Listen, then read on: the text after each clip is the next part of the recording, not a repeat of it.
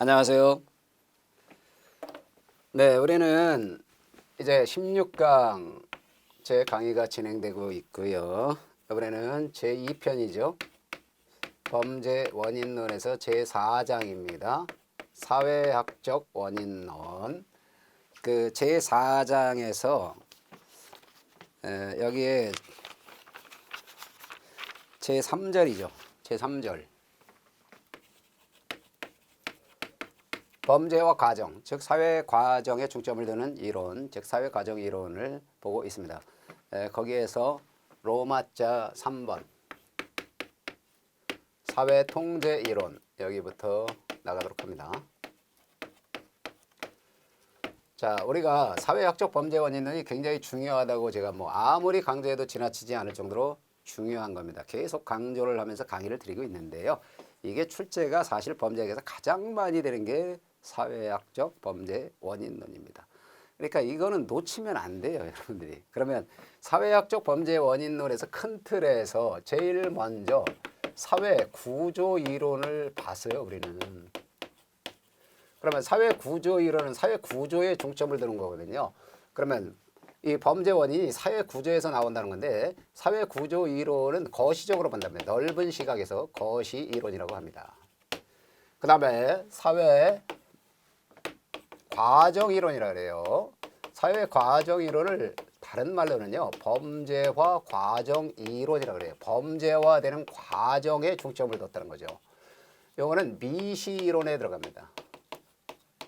좁은 시각에서 본다는 거죠. 그러면 사회 구조 이론에 대해서 여기에 대해서는 제일 먼저 여러분 이 쇼와 맥케이, 버식과 웹의 사회 해체론을 우리가 공부했어요. 그 다음에 두 번째로 머튼의 아노미 이론을 봤단 말이에요. 아노미 이론, 머튼의 아노미 이론입니다. 세 번째로 하위 문화 이론을 봤죠. 네, 하위 문화 이론, 하위 문화 때문에 범죄가 나온다. 하위 문화가 범죄의 원인이다 하는 거죠. 하위 문화 이론에서 우리는 네 가지를 봤단 말이에요. 코헬의 비행 하위 문화 이론을 봤죠. 그 다음에 두 번째 클로워드와 올린입니다.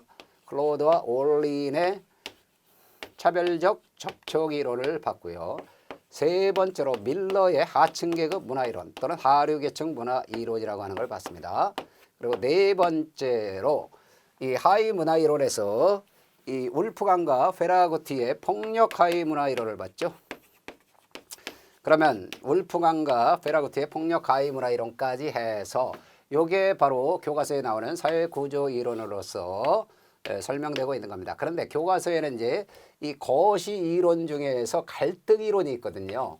갈등 이론은 비판범죄학과 갈등 이론이라 그래서 뒤에 써놨습니다. 그런데 이것도 거시 이론이라는 거 조심하셔야 돼요. 그러면 갈등 이론에는 보수적 갈등 이론이 있고요. 그 다음에 급진적 갈등 이론이 있는데 보수적 갈등 이론에는 뭐가 있냐면 셀린의 문화 갈등 이론이 있어요. 그 다음에 두 번째 밀러의 하층 계급 문화 이론이 갈등 이론에 들어갑니다. 이 밀러의 하층 계급 문화 이론은요, 갈등 이론이면서 또 한편으로는요, 이거는 하위 문화 이론에도 들어가는 겁니다. 세 번째로 밀러의 하층 계급 문화 이론 요거 들어가죠. 그 다음에 세 번째로 볼드의 집단 갈등 이론이 들어가고요. 네 번째로 터크의 법적 갈등 이론 또는 신갈등 이론이라고 그래요. 이게 보수적 갈등 이론에 들어갑니다. 두 번째로 급진적 갈등 이론이죠. 급진적하다. 급진적은 영어로 radical하다 그런 얘기하는데요. 급진적 갈등 이론에 대해서는요, 제일 먼저 여기는 마르크스 계급투쟁과 범죄를 봅니다. 이게 바로 여기에 해당합니다. 두 번째 봉고의 범죄 사회적 범죄 자본주의의 비도덕화 범죄죠. 그러면 봉고의 자본주의의 비도덕화와 범죄 이것도 급진적 갈등 이론에 들어가고요. 세 번째 퀸이라는 학자가 있어요. 퀸이의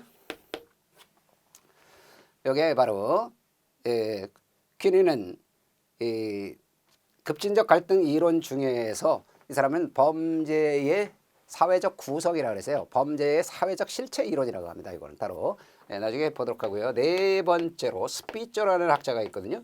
스피쩌 후기 자본주의 갈등 이론 이런 거에 바로 거시 이론으로서 급진적 갈등 이론에 들어갑니다. 그러면 이런 것들은 나중에 이제 살펴볼 거고요. 사회 과정 이론에는 여기는 제일 먼저 뭐가 있다 그랬어요? 사회 학습 이론이 있다 그랬죠.